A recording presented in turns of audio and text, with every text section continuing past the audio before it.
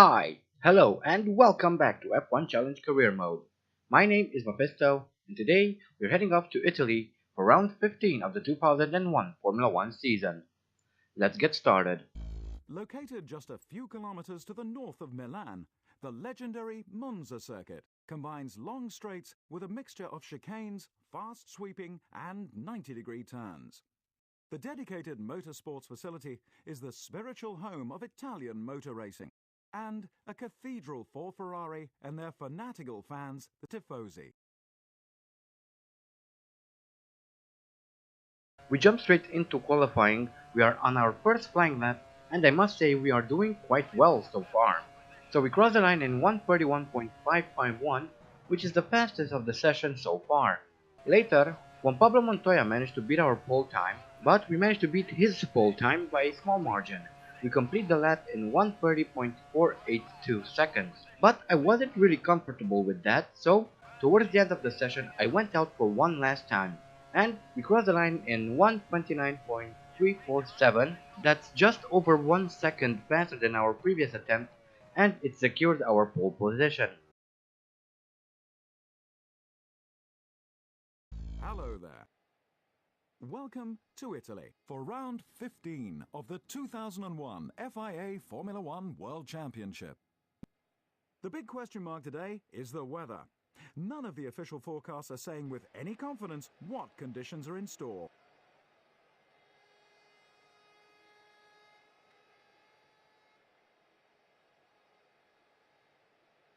The BAR driver starts his race from first.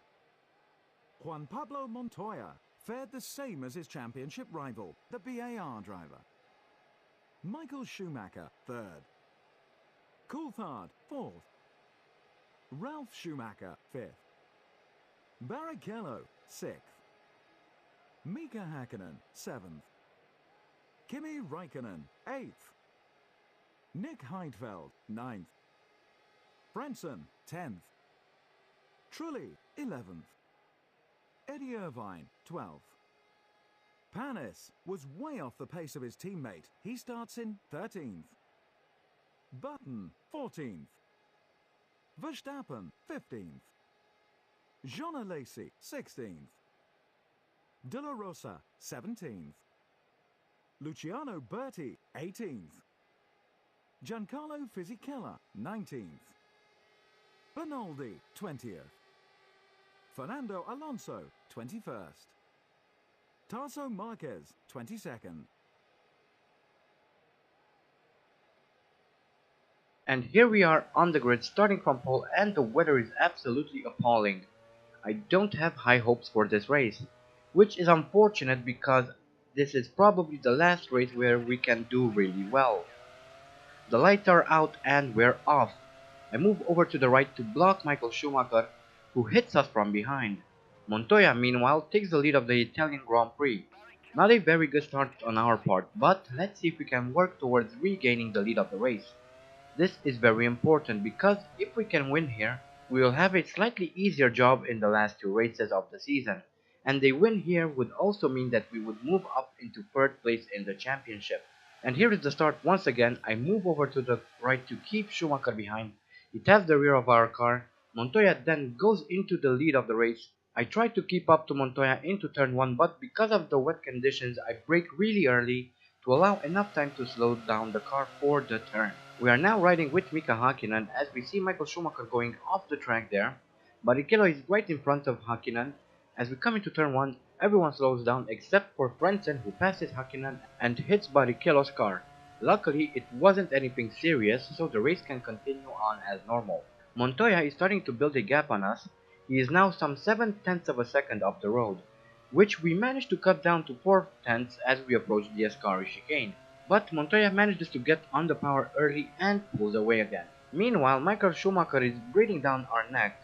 This is just lap 1, but he's really pushing it, and he would probably be very happy if he'd be able to force me to do a mistake, and he manages to do just that as I brake late and turn in very late into this last corner. So we've now dropped down to 5th, which means that we will have to fight really hard if we are to regain the lead of the race, and the current track conditions is going to make that an absolute nightmare. I hate rain, I really do. And not just in the game, but in real life as well. To me, it's like the most depressing thing known on Earth.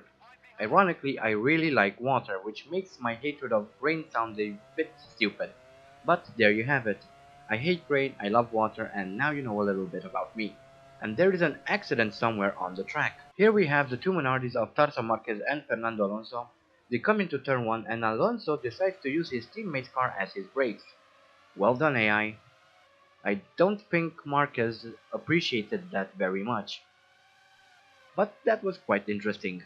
Anyway, we are kind of struggling to keep up to David Coulthard, all the while Barrichello is trying to keep up the pace with us, but is not really able to, as I slowly but surely increase the gap on the Brazilian.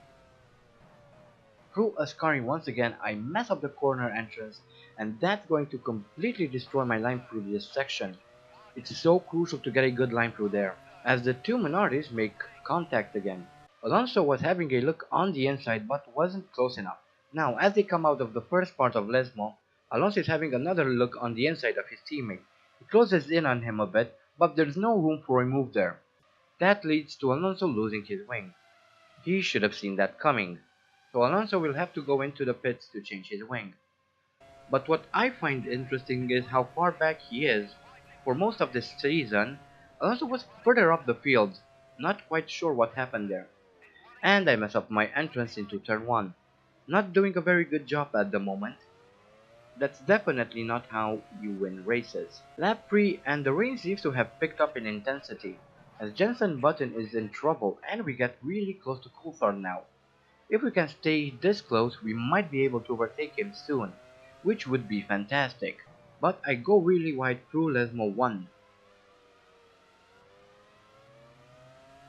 And here we have Jenson Button, sandwiched between the two Prosts, which is a bit weird considering that Prost wasn't anywhere near as good as Benetton during this period. If anything, they were becoming worse and worse. Anyway, Button's car starts to spew out thick black smoke, and we can see fire as well now, so there we have our first retirement of the race. Meanwhile, I was overtaken by Barrichello and Hakkinen, so I'm now working to regain the lost positions. However, I brake really late into the corner, collide with Barrichello's Ferrari, and we're now sliding sideways. Ooh, that was so close, we almost crashed into that Sauber, and we're losing a lot of positions now. This isn't good.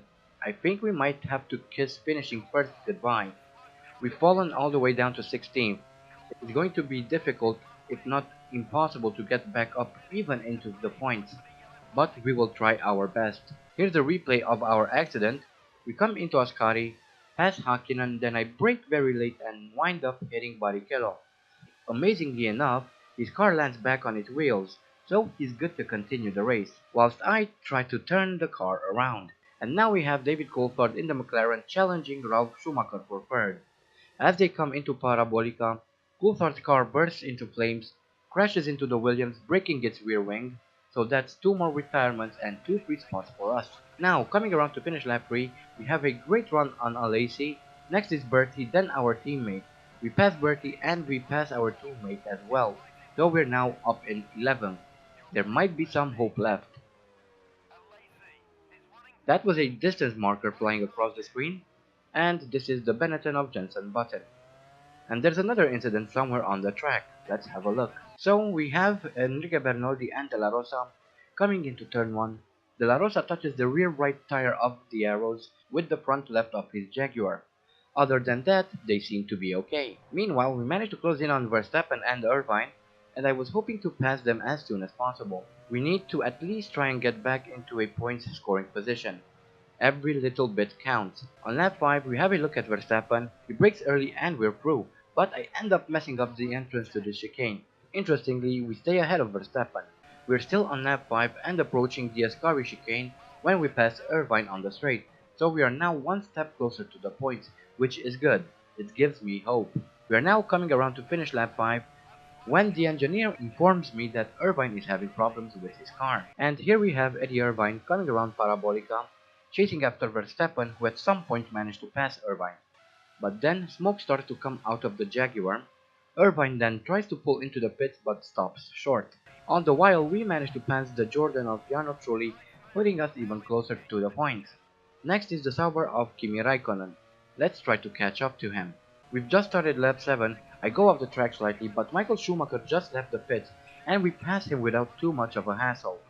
And we're now in 6th and back up in the points. Wasn't expecting it this early. Well, we're almost at the halfway point of the race, so it's not that early. At the end of lap 9, I have to come into the pits for fuel and tires, as Michael Schumacher regains 6th. And I've decided to switch over to the dry-grooved tires. I might end up regretting this decision, but it's worth a try in my opinion. Although the wet tires were still doing their job quite well, I still wanted to give the dry tires a try. So let's see where we will end up once we rejoin the track. We are being passed by quite a few cars. Here comes Enrique Bernoldi, Fisichella and Trulli, and we rejoin in front of Raikkonen. So we're down in P12. Let's see what we can do from here. This is a straight race to the flag for us. Just a couple of corners later, I catch up to Trulli and I end up dive bombing him. That wasn't intentional, I just wasn't paying any attention because I'm an idiot. But because I broke so late, I completely messed up my line through that chicane, so Trulli gets to keep his position, for now. Here we have Verstappen coming around Curva Grande. His car starts to let out smoke, he cuts the engine, smoke still pouring out of his car, he pulls to the side and he's out of the race. Meanwhile, I catch back up to this small pack of cars, as the engineer informs me of Frentzen having problems with his gearbox. However, that's of little consequence to us since he's quite far back, and it seems that my gamble to switch over to the dry tires is paying off, which is good news. And we are slowly inching our way forward, but Trulli outbrakes us into Parabolica. Now, coming around to finish lap 10, Trulli slows down for no reason whatsoever, and I nearly ended up crashing into him. That could have been disastrous. And we're now passing Fisichella. I really have no idea why Trulli slowed down there. Now, coming around to complete lap 11, we have De La Rosa in front of us, who, just like Trulli, slows down on the straight for no reason whatsoever. I would have understood if there was a yellow flag, but there's nothing there. And you can't even say that he was slowing down for the pits because he was way past the pit entrance. Very weird indeed. We are coming around to finish lap 13.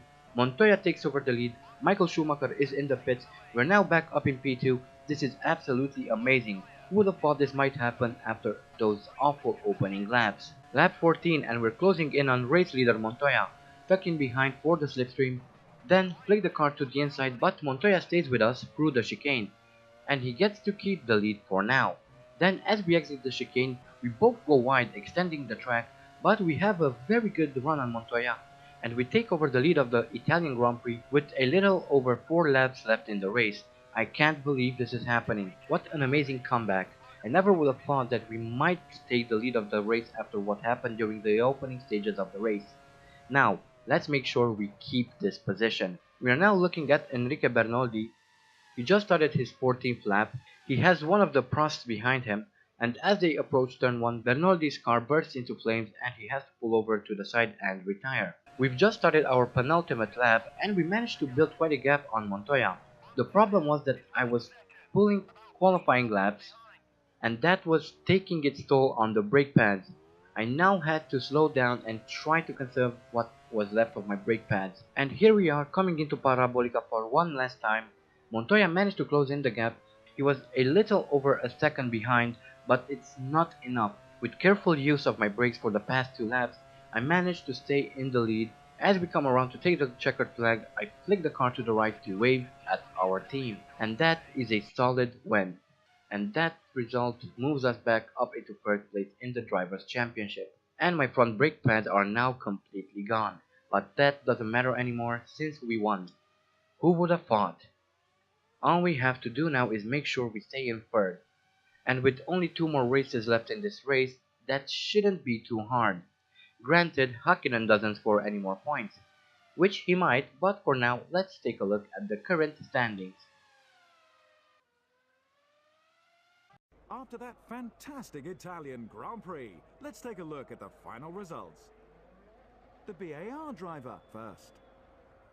Juan Pablo Montoya second. Schumacher third. Heidfeld fourth. Olivier Panis fifth. Barrichello sixth.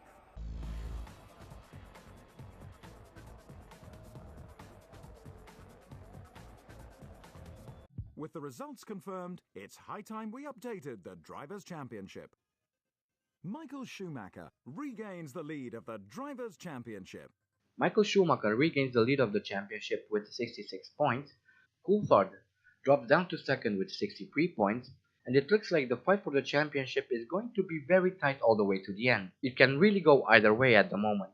Anyway, we move up into third with 48 points. Hakkinen drops down into fourth with 43 points. In fifth we have Montoya with 42 points. Ralf Schumacher is sixth with 26 points.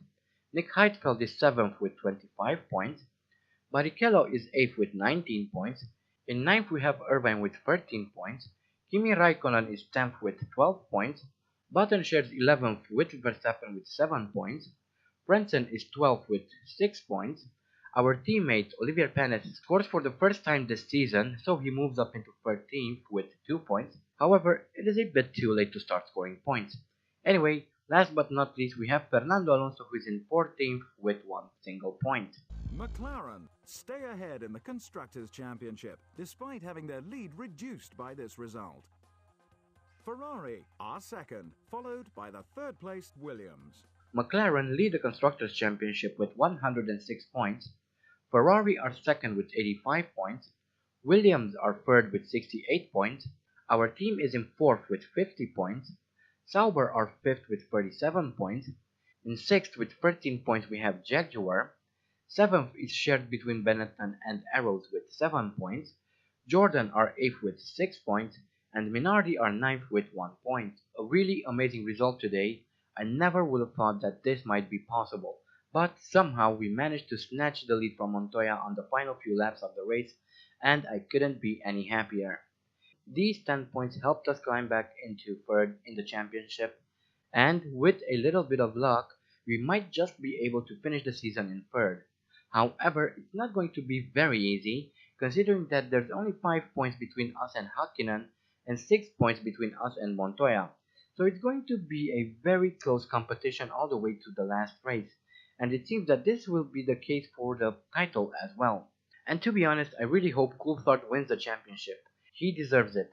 He had an absolutely amazing season.